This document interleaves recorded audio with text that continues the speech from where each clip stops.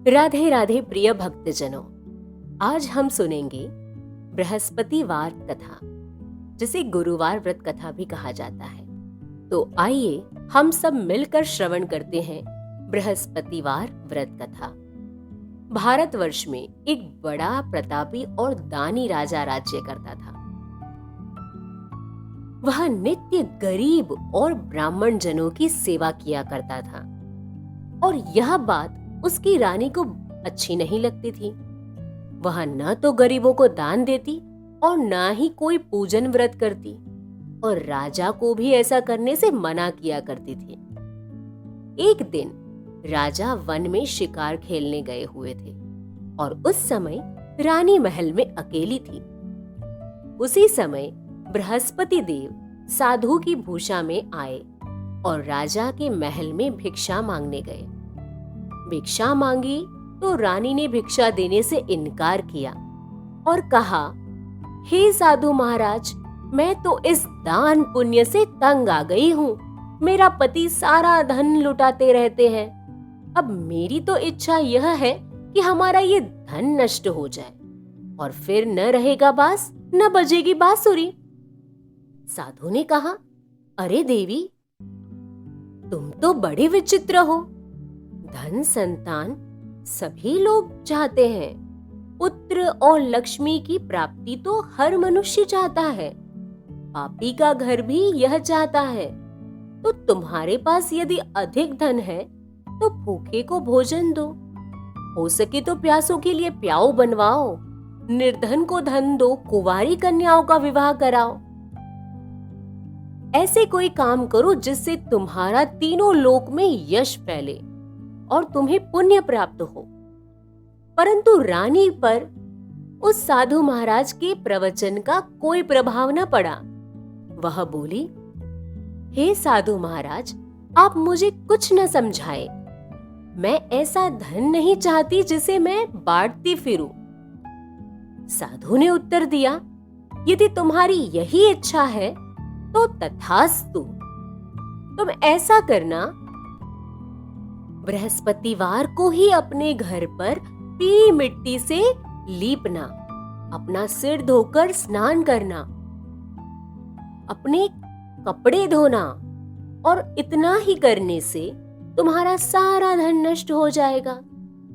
इतनी बात कहकर वह साधु महाराज अंतर्धान हो गए। रानी ने बिल्कुल वैसा किया जैसा साधु महाराज ने बताया था। केवल 3 बृहस्पतिवार ही बीते थे कि उसकी समस्त धन संपत्ति नष्ट हो गई और भोजन के लिए भी दोनों तरसने लगे। तब एक दिन राजा ने रानी से बोला कि हे रानी, तुम यहीं पर रहो, मैं दूसरे देश में जाता हूँ, क्योंकि यहाँ पर सभी लोग मुझे जानते हैं और मैं यहाँ कोई छोटा कार्य नहीं कर सकता। ऐसा कहकर राजा परदेश चला गया। राजा जंगल में जाकर लकड़ी काटता और शहर में जाकर बेचता। इस तरह वह अपना जीवन व्यतीत करने लगा। इधर राजा के परदेश जाते ही रानी और दासी दुखी रहने लगी। एक बार जब रानी और दासी को 7 दिन तक बिना भोजन के रहना पड़ा, तो रानी ने अपनी दासी से कहा, हे दासी, यहाँ पास ही के नगर में मेरी बहन रहती है। वह बड़ी धनवान है, तो उसके पास जा और कुछ लेके आ, ताकि थोड़ी बहुत गुजर बसर हो जाए। दासी रानी की बहन के पास गई। उस दिन गुरुवार का दिन था और रानी की बहन गुरुवार के व्रत की कथा सुन रही थी। दासी ने रानी की बहन को कहा, रानी का संदेश दिया, लेकिन रानी की बड़ी बहन ने कोई उत्तर नहीं दिया। जब दासी को कोई उत्तर नहीं मिला तो वह बहुत दुखी हुई और उसे क्रोध भी आया। वापस आकर उसने रानी को सारी बातें बता दी और कहा कि तुम्हारी बहन ने तो कोई जवाब ही नहीं दिया। सुनकर रानी ने अपने भाग्य को कोसा। उधर रानी की बहन ने सोचा कि मेरी बहन की दासी आई थी, परंतु मैं उससे कुछ नहीं बोली, तो लगता है वह बहुत दुखी हुई होगी। अपनी कथा सुनकर और पूजन समाप्त कर वह अपनी बहन के घर आई और कहने लगी, बहन, मैं गुरुवार का व्रत कर रही थी। तुम्हारी दासी मेरे घर आई थी, परंतु जब तक कथा समाप्त नहीं होती तब तक न तो उठते हैं और न बोलते हैं, इसीलिए मैं नहीं बोली। कहो दासी, क्यों गई थी तुम? रानी बोली, बहन, तुमसे क्या छुपाऊं, हमारे घर में खाने के लिए अनाज भी नहीं है। ऐसा कहते कहते रानी जोर जोर से रोने लगी।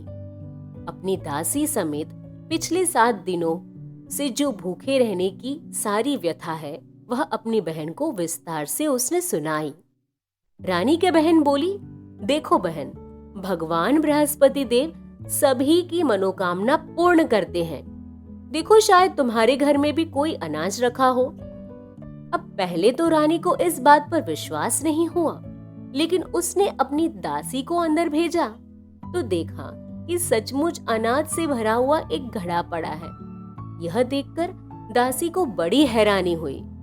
दासी रानी से कहने लगी, हे रानी, जब हमको भोजन नहीं मिलता तो हम व्रत ही तो करते हैं, इसीलिए क्यों ना हम भी अब से गुरुवार का व्रत करें। आप इनसे व्रत की कथा और विधि पूछ लीजिए ताकि हम भी व्रत कर सकें। इस पर रानी ने अपनी बहन से बृहस्पतिवार के व्रत के बारे में पूछा। उसकी बहन ने सब कुछ बताया। बृहस्पतिवार के व्रत में कहा कि चने की दाल और मुनक्का से विष्णु भगवान का केले की जड़ में पूजन करें तथा दीपक जलाए, व्रत कथा सुने, पढ़े और पीला ही भोजन करें। इतना करने से बृहस्पति देव बड़े प्रसन्न होते हैं। व्रत और पूजन विधि बताकर रानी की बहन अपने घर लौट गई। 7 दिन के बाद जब गुरुवार आया तो रानी और दासी ने व्रत रखा, घुड़साल में जाकर चना और गुड़ लेकर आई और फिर केले की जड़ में विष्णु भगवान का पूजन किया। अब पीला भोजन कहां से आए, इस बात पर दोनों दुखी हो गई। चूंकि दोनों ने व्रत रखा था, इसीलिए बृहस्पति देव उन पर प्रसन्न थे। वे एक साधारण व्यक्ति का रूप धारण करके 2 थालों में सुंदर पीला भोजन लेकर आए और दासी को दिया। भोजन पाकर दासी प्रसन्न हुई और फिर रानी के साथ मिलकर भोजन ग्रहण किया। उसके बाद वे सभी गुरुवार को व्रत और पूजन करने लगी। बृहस्पति भगवान की कृपा से उनके पास फिर धन धान्य आ गया, परंतु रानी फिर से पहले की तरह आलस्य करने लगी। तब दासी बोली, देखो रानी, तुम पहले भी इस प्रकार आलस्य करती थी और तुम्हें धन रखने में भी पीड़ा होती थी। इस कारण सभी धन नष्ट हो गया और अब जब भगवान बृहस्पति ने कृपा की है, तुम्हें धन मिला है, तो तुम फिर से आलस्य करती हो। रानी को समझाते हुए दासी कहती है कि बड़ी मुसीबतों के बाद हमने यह धन पाया है, इसीलिए हमें दान पुण्य करना चाहिए, भूखे मनुष्यों को भोजन कराना चाहिए और धन को शुभ कर्मों में खर्च करना चाहिए, जिससे तुम्हारे कुल का यश बढ़ेगा, स्वर्ग भी मिलेगा और पितृ भी प्रसन्न होंगे। दासी की यह बातें मानकर रानी अपना धन शुभ कार्यों में खर्च करने लगी, जिससे पूरे नगर में उनका यश फैलने लगा। बृहस्पतिवार व्रत कथा के बाद श्रद्धा के साथ आरती भी करनी चाहिए। इसके बाद प्रसाद बांटकर उसे ग्रहण भी करना चाहिए। एक दिन राजा दुखी होकर जंगल में एक पेड़ के नीचे आसन जमा कर बैठ गया। वह अपनी दशा को याद करके व्याकुल होने लगा। बृहस्पतिवार का दिन था। एकाएक उसने देखा कि निर्जन वन में एक साधु प्रकट हुए। वह साधु वेश में स्वयं बृहस्पति देवता थे।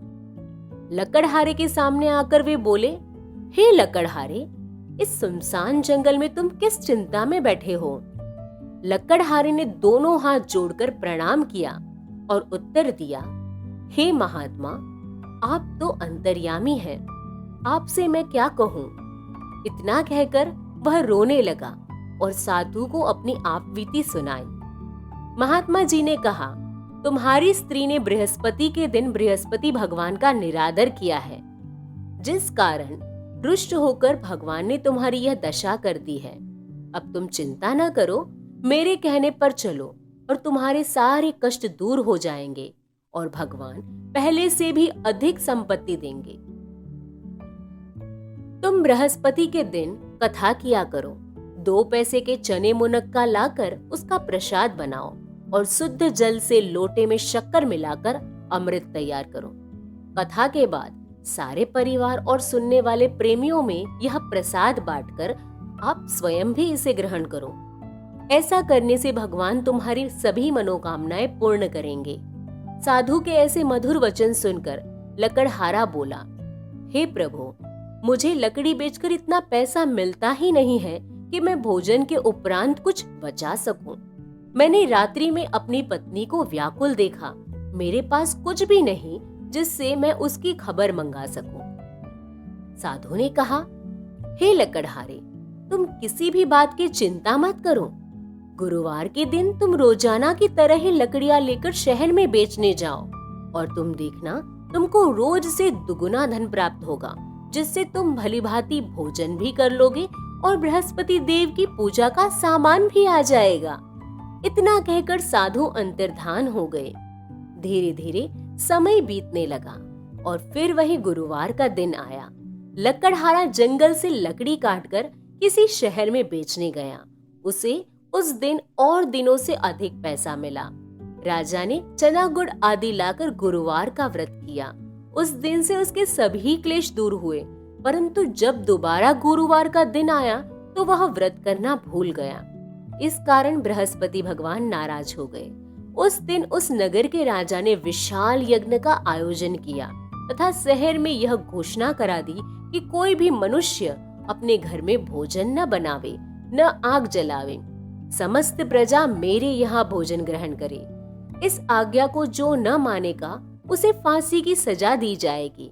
इस तरह की घोषणा पूरे नगर में करवा दी गई। राजा के आदेशानुसार शहर के सभी लोग भोजन करने गए, लेकिन लकड़हारा कुछ देर से पहुंचा, इसीलिए राजा उसको अपने साथ घर ले गए और ले जाकर भोजन करा ही रहे थे कि रानी की दृष्टि उस खूंटी पर पड़ी जिस पर उसका हार लटका हुआ था। वह वहां पर नहीं दिखाई दिया। रानी ने निश्चय किया कि इसी व्यक्ति ने मेरा हार चुरा लिया है। उसी समय सिपाहियों को बुलाकर उसको कारागृह में डलवा दिया। जब लकड़हारा जेल में पड़ गया और बहुत दुखी होकर विचार करने लगा कि न जाने कौन से पूर्व जन्म के कर्म से मुझे यह दुख प्राप्त हुआ है, तब उसी साधु महाराज को याद करने लगा जो उसे जंगल में मिले थे। उसी समय तत्काल बृहस्पति देव साधु के रूप में प्रकट हुए और उसकी दशा व्यथा देखकर कहने लगे, हे मूर्ख, तूने बृहस्पति देव की कथा नहीं की, इस कारण तुझे यह दुख प्राप्त हुआ है। अब चिंता मत कर, बृहस्पतिवार के दिन कारागार के दरवाजे पर 4 पैसे पड़े मिलेंगे। उनसे तू बृहस्पति देव की पूजा करना, तेरे सभी दुख दूर हो जाएंगे। बृहस्पतिवार के दिन उसे 4 पैसे मिले। लकड़हारे ने कथा कही। उसी रात्रि को बृहस्पति देव ने उस नगर के राजा को स्वप्न में कहा, हे राजन, तुमने जिस मनुष्य को कारागार में बंदी बनाया है वह निर्दोष है, वह एक राजा है, तू उसे छोड़ दे।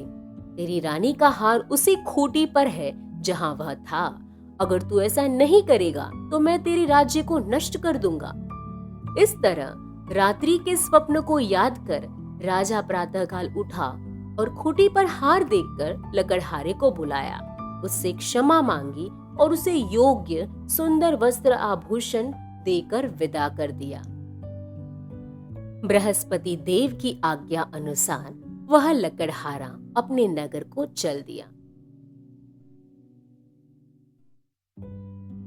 राजा जब अपने नगर के निकट पहुंचा तो उसे बड़ा आश्चर्य हुआ। नगर में पहले से अधिक बाग, तालाब, कुएं और बहुत सी धर्मशाला, मंदिर आदि बन गए थे। राजा ने पूछा, यह किसका बाग है और धर्मशाला किसकी है? तब नगर के सब लोग कहने लगे, यह सब रानी और बांदी ने बनाया है। तो राजा को आश्चर्य हुआ और गुस्सा भी आया।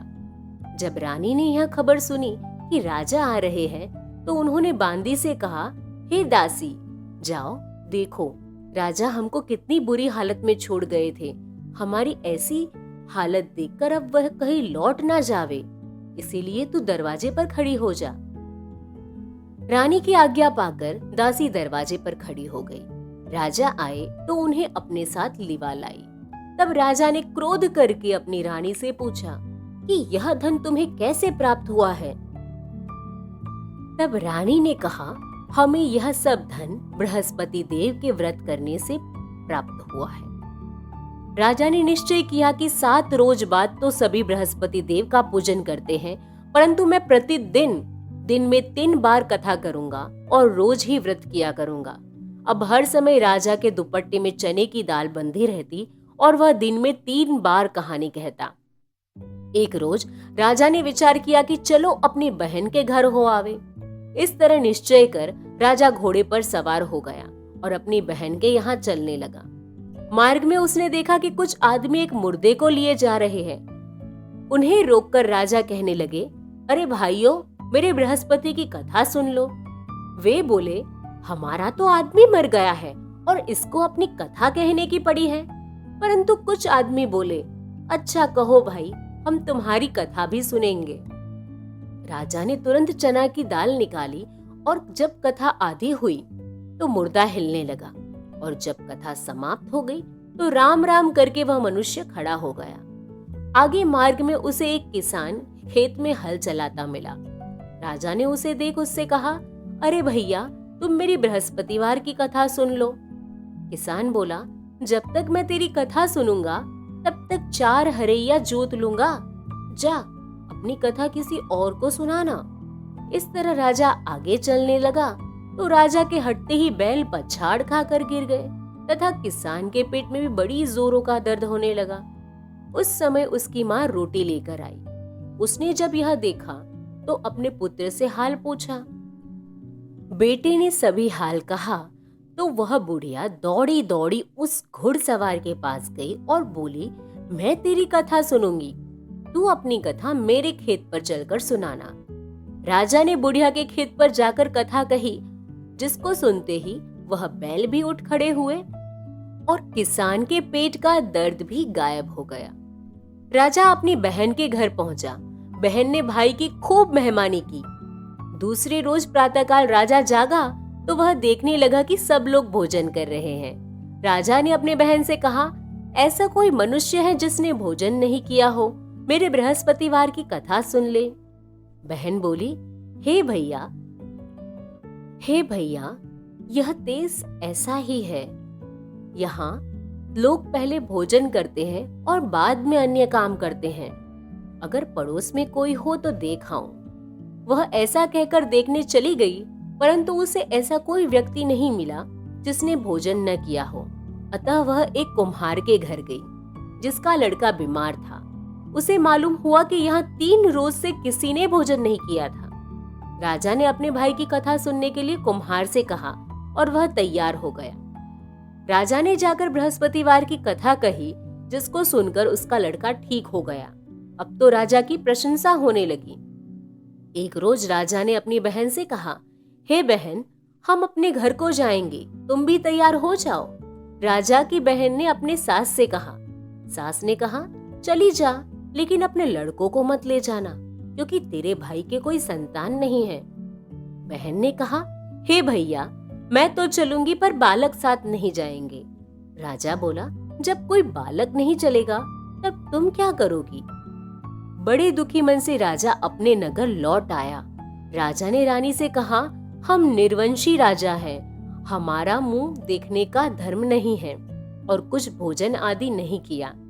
रानी बोली, हे प्रभु, अगर बृहस्पति देव ने हमें सब कुछ दिया है तो वह हमें संतान भी अवश्य देंगे। उसी रात को बृहस्पति देव ने राजा से स्वप्न में कहा, हे राजा, उठ, सभी सोचों को छोड़ दे, तेरी रानी गर्भ से है। राजा को यह बात सुनकर बड़ी प्रसन्नता हुई। 90 महीने उसके गर्भ से एक सुंदर पुत्र पैदा हुआ। तब राजा बोला, हे रानी, स्त्री बिना भोजन के रह सकती है पर बिना कहे नहीं रह सकती। जब मेरी बहन आवे तो मुझसे कुछ मत कहना। रानी ने सुनकर हाँ कह दिया। जब राजा की बहन ने यह शुभ समाचार सुना तो वह खुश हुई और बधाई लेकर अपने भाई के यहाँ आई। तब रानी ने कहा, घोड़ा चढ़कर तो नहीं आई, गधा चढ़ी आई। राजा की बहन बोली, भाभी मैं इस प्रकार न कहती तो तुम्हें संतान कैसे मिलती।